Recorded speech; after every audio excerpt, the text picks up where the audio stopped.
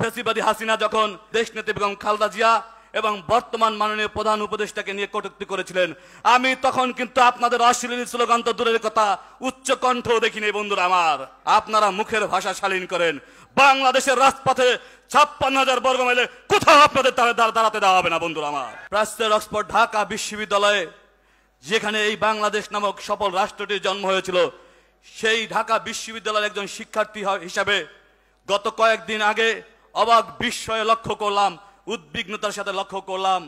একটি মব সৃষ্টিকারী নামক তথাকথিত ছোট্ট একটি মিছিল এদেশের সকল আন্দোলন সংগ্রামের সফল রূপকার, বাংলাদেশের 18 কোটি মানুষের প্রাণের স্পন্দন দেশ নায়ক তারেক রহমানকে নিয়ে অশ্লীল স্লোগান দিয়েছে। আমি ঢাকা বিশ্ববিদ্যালয়ের একজন শিক্ষার্থী হিসাবে, সাবেক শিক্ষার্থী হিসাবে ঢাকা বিশ্ববিদ্যালয়ের বিবেক শিক্ষকবৃন্দ এবং সকল শিক্ষার্থীদের কাছে আজকে আহ্বান জানাতে চাই, ওই মিছিলে হয়তো কুচক্রী মহলের 2-4 জন এই স্লোগান উস্কে দিয়েছিল, আপনারা সবাই এই স্লোগান মেনে নিলেন, এটা আমাদের জন্য নিশ্চয়ই লজ্জাকর বন্ধুরা আমার।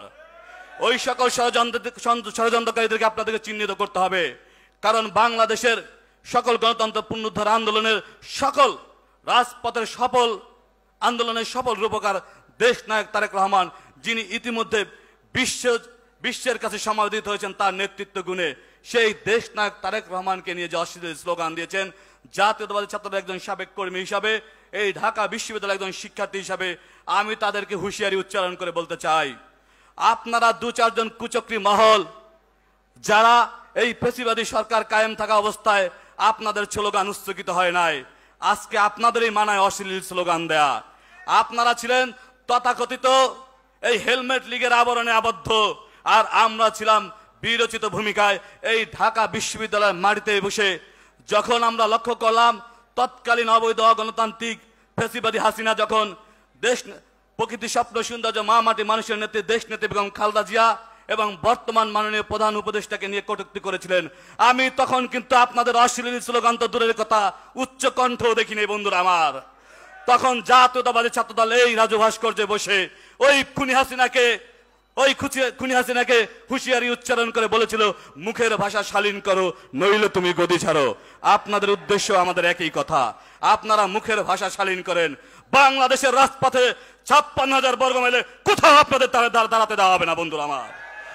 আমার। 24-এর ছাত্র আন্দোলনের সতীর্থ সহযোদ্ধা আপনাদের উদ্দেশ্যে বলছি, আজকে স্লোগান উঠেছে স্বৈরাচার আর রাজাকার মিলেমিশে একাকার। সতীর্থ সহযোদ্ধা, এই স্লোগান নিঃসন্দেহে জুলাই আন্দোলনের সকল সহযোদ্ধাদের জন্য হৃদয়ে রক্তক্ষরণ হয়, কিন্তু বাংলাদেশের নির্মম বাস্তবতা এটাই বন্ধুরা আমার। আমরা বলতে চাই 24-এর ছাত্র জনতার অভ্যুত্থানের যে চেতনা, ঠিক একইভাবে মহান মুক্তিযুদ্ধের যে চেতনা, সেই চেতনাকে ধারণ করে সবাইকে ঐক্যবদ্ধ বাংলাদেশ, যেটি আমার নেতা দেশনায়ক তারেক রহমান ইতিমধ্যে ঘোষণা করেছেন, ঐক্যবদ্ধ বাংলাদেশের যে আহ্বান উনি জানিয়েছেন, আমি তার একজন কর্মী হিসাবে আজকের এই ঢাকা বিশ্ববিদ্যালয়ের টিএসসি অডিটোরিয়াম থেকে আহ্বান জানিয়ে গেলাম, আপনারাও বাংলাদেশের প্রয়োজনে, স্বাধীনতা সার্বভৌমত্ব এবং গণতন্ত্রের প্রয়োজনে 24-এর বীর সেনানী শহীদদের আত্মার মাগফিরাত কামনা করে এবং তাদের চেতনাকে ধারণ করে আগামীর বাংলাদেশ বিনির্মাণে একটি ঐক্যবদ্ধ বাংলাদেশ গড়ব।